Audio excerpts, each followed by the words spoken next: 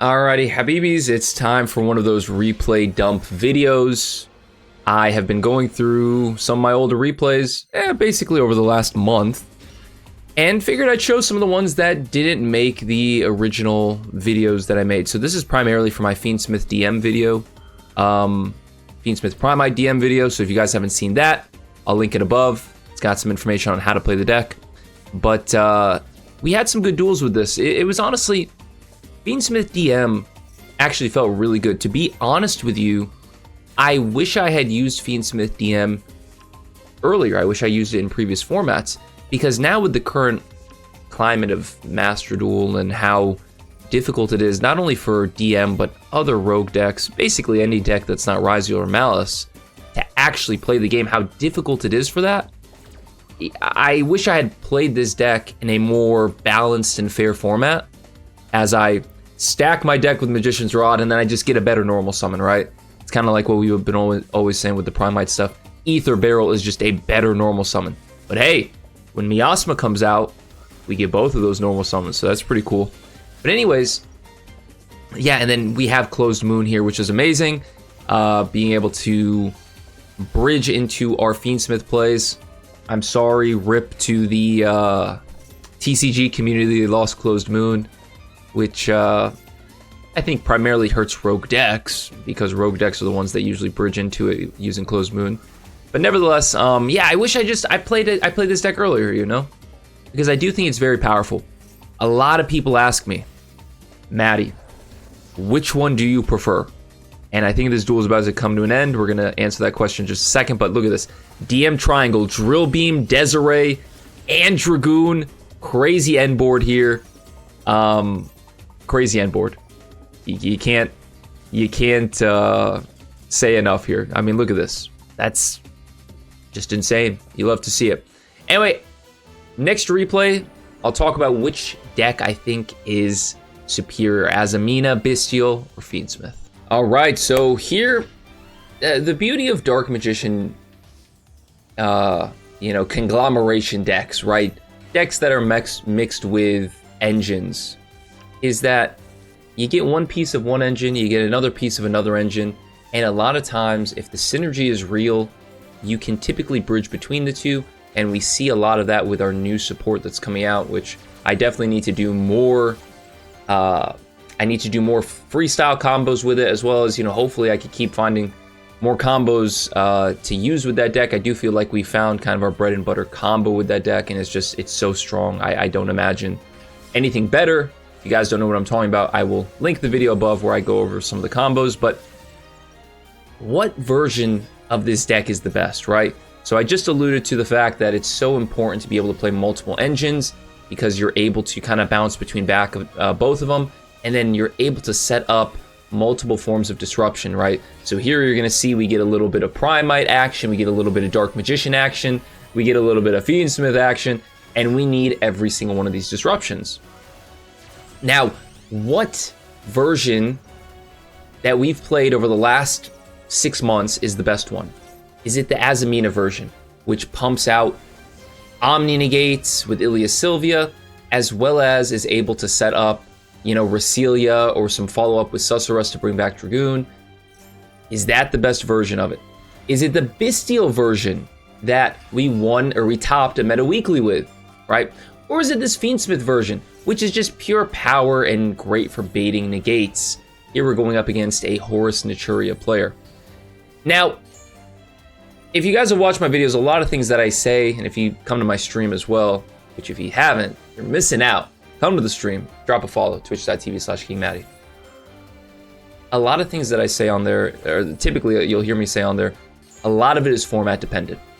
A lot of it depends on whether or not the format calls for it. For instance, a format that uses Bystials, that uses Light and Dark, Bystials will be very good against it, right? So like if Terror is in the meta, then Bystials are definitely the way. So here we're gonna finish this off with the Drill Beam, and I'll continue my analysis in the next replay. Poor guy. Not really. Naturia is kind of toxic. Naturia Beast, Naturia Barkion, Floodgate. We don't need him. Okay, so here we're going second. Something I do want to point out with this, I heard this from Jesse Cotton. And he said be as quick as you can and force the issue versus Ryziel. As in Ash the 7th Tachyons and, you know, even the 7th Ascension. Don't let them get going. I think that makes sense because even if you end up ashing the ice when they summon it or the X Ryziel, it's too much once they get going. This is your best bet, and luckily it worked out for us. Now, back to what I was saying. That's just a little tip when you're facing Ryziel. At least that's what I think is a good idea. Here, real quick, I do want to state, I know I'm not getting to the point, I do want to state I did summon this because I knew I had Soul Servant, right? And we're playing Toy Box in this version. And I wanted to make sure that I was able to get Magician Souls because Magician Souls in Toy Box equals a GG. This actually had a really interesting ending here. Now, to go with what I was saying previously, it is format dependent, okay? It is obviously format dependent. Bystials did us so good because we were in a format that was able to take advantage of it, right? So Blue Eyes, you know, Bystials do work against that, as well as Fiendsmith was very prevalent when we topped the meta weekly with the Bystial DM version. Some people were still playing Tearlaments, so that made the Bystial version that much better. The Azamina version previously is just power. Power sets up a bigger board, allows us to set up more disruptions. Now, with the new support not currently in Master Duel, you don't really bridge too well with the Azamina stuff. The best thing I could say with that, it definitely has synergy, but it doesn't bridge. What I mean by that is the synergy is there because it allows us to play Recelia, which has good synergy with Dark Magician. But the best part about it is it gives us free bodies. And that's something I've always said, Dark Magician is starving for bodies, so if you can get bodies out because of the Azamina stuff, and also it baits negates, then I'd say it's pretty good from that aspect. Now, if I were to give just an overall blanket which one is probably the best, I gotta give it to the Fiendsmith one. I do believe the other two are more format dependent. I feel like the Fiendsmith one will probably prosper regardless of the format. Just because Fiendsmith is so powerful, and here you're gonna see we finish off this duel because of the Fiendsmith engine, because of the versatility with it, because of what you could do with it, the OTK potential, the negates you could set up with it. I mean, look at this. This guy had no idea what was coming for him. Played through 2 imperms there as well. So I really think the Fiendsmith version is one you should probably try. Now, I do know that people hate Fiendsmith, and we'll talk more about that in the next replay. So there you have it, guys. I would say pound for pound, the Fiendsmith version is probably the most powerful one.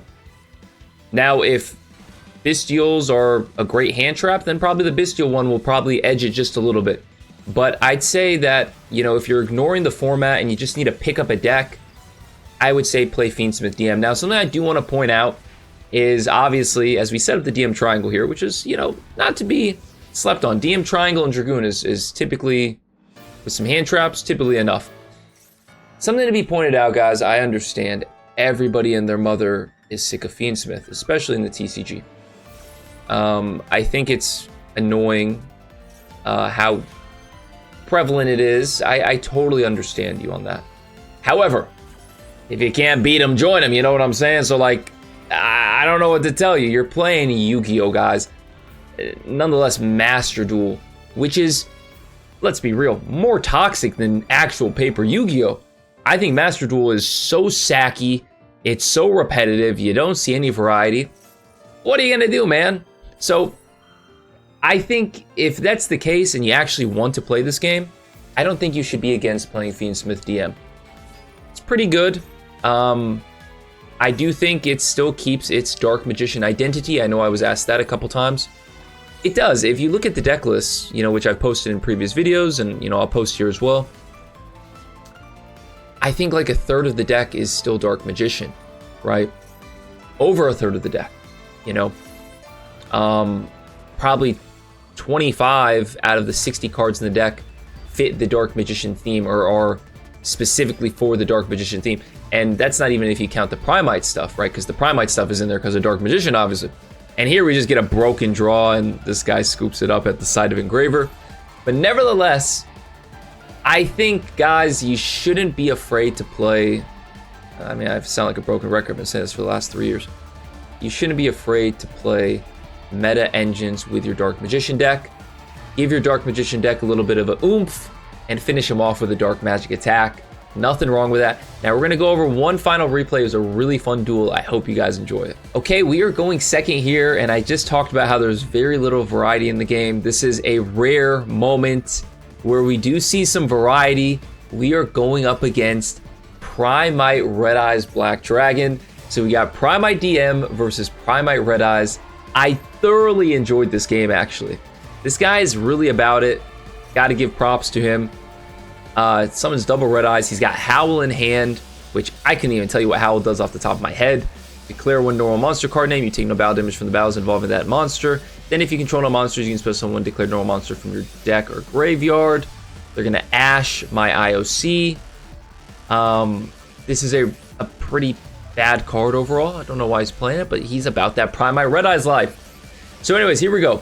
We are going to draw 2 cards, hopefully, and immediately get met with Drill Beam. So they Drill Beam me here, which was not public knowledge. They opened the Drill Beam, but luckily I have my Ether Barrel. So now I'm going to force the action here. I'm going to force out the Hieratic Seal so that I can now activate Lordly Load, and it's going to actually resolve. Now I'm going to draw 1 card off of the Soul Servant in the graveyard. We draw into Dark Magical Circle.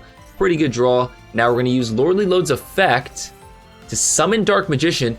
My opponent is going to activate the Howl, okay? And, which we already read this. I already forgot what, like, you take no battle from battles involving your declared normal monsters or your prime. Yeah, this doesn't really do anything, you know? Kind of a silly card. Anyways, circle triggers. We're going to banish that Red Eyes Black Dragon, and then we might as well get rid of the Red Eyes Black Meteor Dragon because we're going to be able to reset the Drill Beam. So now we take the lead in this duel. This was a very back and forth duel. It was a lot of fun. So now we're going to set up our Hieratic Seals of the Heavenly Spheres. What's interesting about this guy is he's also playing Dragoon. So we're going to see a very interesting switcheroo come about here. So I am going to ogre this Ether Barrel. I believe the reason I do this is so that I don't have to worry about him attacking over my Hieratic Seals. It was a moot point because he used Droplet to negate my Hieratic Seals. So now I'm going to use Hieratic Seals effect, right? It's gonna get negated. It's negated because of Droplet. However, the second effect is now going to trigger, allowing me to summon my Red Eyes Black Dragon, and he is going to summon his Dark Magician. How crazy is that? The Red Eyes player is summoning Dark Magician, and the Dark Magician player is summoning Red Eyes Black Dragon. What is the world coming to, you know? So now the Ether Barrel comes back to my hand. I'm going to go IOC. IOC is going to let me grab Magician Souls. Let's put back the IOC. Now let's summon out Dark Magician, banish the back row, and they're going to scoop it up because we're going to just take a lot of advantage from here. Red Eyes and Dark Magician are on the field together, and we beat the Red Eyes player. A lot of fun, that duel. Really enjoyed it. Hopefully we get to see more variety duels like that in the future. But in Platinum and Diamond and Master rank, it's rare to find. That was a rare Gigachad, a rare wild Gigachad. Let's go into the deck list.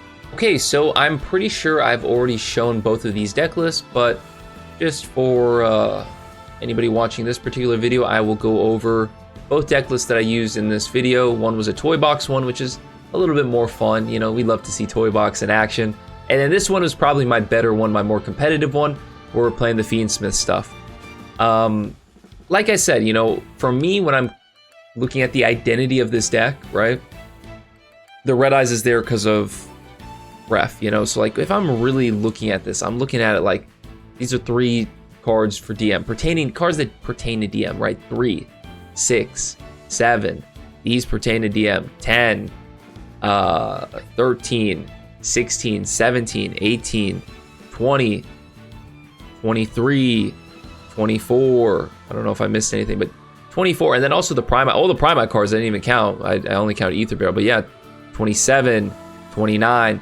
That's a lot. That's half the deck is in there because of Dark Magician. So the identity is definitely there, right? And also, like, I think I'm playing like 18 going second cards in this deck. So a lot of cards. I know some people don't view it that way. That's how I view it because I'm a Dark Magician player, right? I look at it as how does this enhance Dark Magician, not how does this enhance Fiendsmith. The Primite engine is not in here to enhance Fiendsmith, right? IOC is not in here to enhance Fiendsmith. Dragoon is not in here to enhance Fiendsmith. Ref is not in here to enhance Fiendsmith. This is all to enhance DM, and if the Fiendsmith engine gives us a little bit extra boost or something that the opponent at the very least needs to worry about, then I think it's worth it. Let me show you guys the toy box one now. All right, so here's the toy box one. Like I said, a little bit more fun of a little bit more fun version, but still got the job done. Very solid deck. Hopefully we get a new format. Most likely before the new support will come, we'll get a new format, and we'll be able to test out Fiendsmith Dark Magician and get a real test, because this format is probably as busted a format as we've had since Tier 0. So Tier 0 tear. That's all we could ask for. Anyways, Habibis, if you enjoyed this video, hit the thumbs up button for your Habibi. Don't be cheeky, just do it. It's free. These are weirdos who don't. Anyway, I'm not gonna yuck your yum. Do you, boo-boo. Anyways, peace and love. Habibis, take care of yourselves. I'll see you in the next one. Peace.